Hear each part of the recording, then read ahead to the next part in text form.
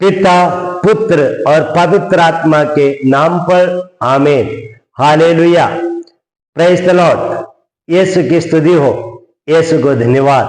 हे परमपिता ईश्वर, यीशु के नाम पर हम प्रार्थना करते हैं, अपने पवित्र आत्मा को हम पर प्रदान करिए, क्योंकि हम आपके वचन पर मनन चिंतन करने जा रहे हैं। इसको हम समझ पाए और उसके अनुसार अपने जीवन जी पाए। हालेलुया, आमीन, हालेलुया। Praise the Lord. प्यारे विश्वासियों, आपका स्वागत है। हम मनन चिंतन करने जा रहे हैं संत मत्ती के सुसमाचार अध्याय 5 वाक्य 3।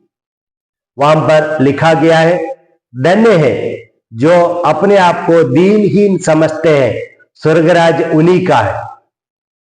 या धन्य है जो आत्मा में अपने आप को दीनहीन समझते हैं, गरीब समझते हैं, स्वर्गराज उन्हीं का है। आत्मा में दीनहीन समझना, इसका मतलब क्या है? प्यारे विश्वास, इसका मतलब यह है कि हम लोग हमारी आत्मा में गरीब है। हम ईश्वर से अलग रहकर अपनी ताकत से अच्छाई नहीं कर सकते हैं, भलाई नहीं कर सकते हैं, सन्मार्ग पर नहीं चल सकते हैं। यह सच्चाई है।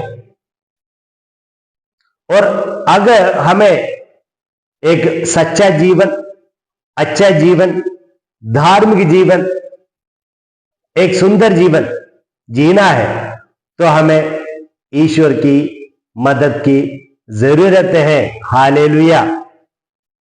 तो हम इंसान हमारी आत्मा में दुर्बल है, हमारी आत्मा में कमजोर है, हमारी आत्मा में गरीब है, लेकिन ईश्वर उनकी आत्मा में धनी है। ईश्वर सर्वगुण संपन्न है उनकी आत्मा में। तो यह सच्चाई जब एक इंसान समझते हैं, वह इंसान दीनहीन बन जाते हैं, और दीनहीन बनकर वे ईश्वर की ओर देखना शुरू करते हैं, जो आत्मा में सर्वगुण संपन्न है। हमारे आध्यात्मिक जीवन के आरंभ यहां पर होता है कि हम अपने आप को ऐसा समझना कि आत्मा में हम गरीब हैं, तो ऐसा समझने वाले दीनहीन बनते हैं प्रभु की दृष्टि में। और ऐसे दीनहीन बनने वालों के हृदयों में क्या आता है? स्वर्गराज बढ़ता है। स्वर्ग में जितने भी वरदान है, अनुग्रह है, कृपाएं है, वो सब कुछ बहते हैं किसकी ओर? जो अपने आप को आत्मा में गरीब या दीनहीन समझते हैं। हालेलुया। Praise the Lord. संत पौलुस के जीवन में हम देखें, संत पौलुस ने यह सच्चाई को समझा और इसलिए बार बार इसको कहते हैं। कुरिन्थियों का पहला पत्र अध्याय 15 वाक्य 10 में कहते हैं, मैं जो कुछ भी हूं प्रभु की कृपा से हूं। हालेलुया। हाँ, मैं जो कुछ भी हूं, यह सब कुछ प्रभु की कृपा से है। श्रेय मेरे लिए नहीं, बल्कि ईश्वर के लिए है। देने वाला सब ईश्वर है, उनकी वजह से है। अगर मैं अच्छा जीवन बिता रहा हूं, भलाई सोच रहा हूं, यह सब शक्ति केवल प्रभु से ही मुझे मिलती है। तो संत पौलुस प्रभु को श्रेय देते हैं।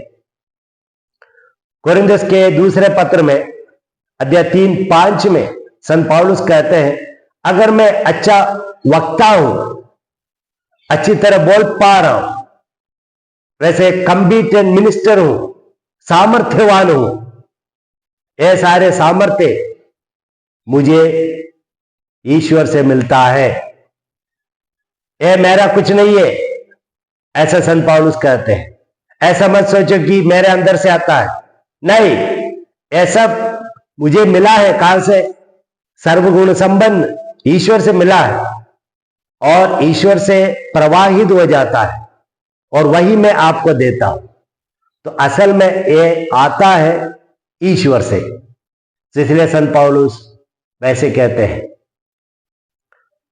कोरिन्थियों का दूसरा पत्र अध्याय 4:7 में फिर से संत पौलुस कहते हैं, मैं एक मिट्टी का पात्र हूं, मिट्टी का बर्तन हूं जो टूट सकता है, लेकिन मैं टूटता नहीं। अत्याचार है और परेशानियां हैं, दुख दर्द है, बहुत कुछ मुझे सामना करना पड़ रहा है, लेकिन मैं हताश नहीं होता हूं, निराश नहीं होता हूं। क्यों? क्योंकि मेरे अंदर एक असाधारण शक्ति का सानिध्य है, वो ईश्वर से मुझे मिलती है। देखिए किस प्रकार ईश्वर को क्रेडिट देते हुए हम देखते हैं संत पौलुस कि मैं मिट्टी का पात्र हूं, मैं टूट सकता हूं एकदम, लेकिन मैं नहीं टूटता हूं क्योंकि मेरे अंदर असाधारण शक्ति जो ईश्वर से मुझे मिलती है वो है। सो ईश्वर की वजह से मैं हूं। इस प्रकार फिलिप्पी के नाम पत्र में अध्याय 4:13 में कहते हैं, मैं सब कुछ कर सकता हूं किसके द्वारा? वह ईश्वर द्वारा जो मुझे बल प्रदान करता है। तो पूरा क्रेडिट, श्रेय संत पौलुस ईश्वर को देते हैं। संत पौलुस कहते हैं, अगर मैं ईश्वर से अलग रहकर काम करना चाहूं तो भी मैं अच्छाई सोच नहीं पाऊंगा, भलाई सोच नहीं पाऊंगा, सन्मार्ग पर चल नहीं पाऊंगा, क्योंकि अगर मैं ईश्वर से अलग हो जाऊं तो मैं दरिद्र हो जाऊंगा, आत्मा में दरिद्र हो जाऊंगा, मेरे अंदर कोई भी संबंधता नहीं होगी। और इसलिए ईश्वर से जुड़े रहने, जब से ईश्वर से जुड़े रहकर जीवन बिताना शुरू किया, तब से मेरे अंदर एक क्या बोलते हैं, एक विशेष शक्ति है, सामर्थ्य है और कृपा है, वो जो प्रभु देते हैं।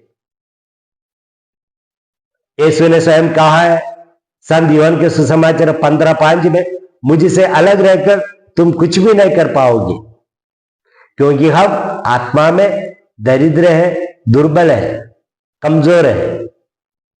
प्यार विश्वासियों, यह सच्चाई को हम समझे और हम आत्मा में दीनहीन बने और उस ईश्वर से प्रार्थना करते रहे, जुड़े रहे जो आत्मा में धनी है। वह ईश्वर आपको अनुग्रह प्रदान करे और आपका जीवन सुंदर बनाए, प्रभु से जुड़े रहकर। Hallelujah. Thank you Jesus. Praise you Jesus.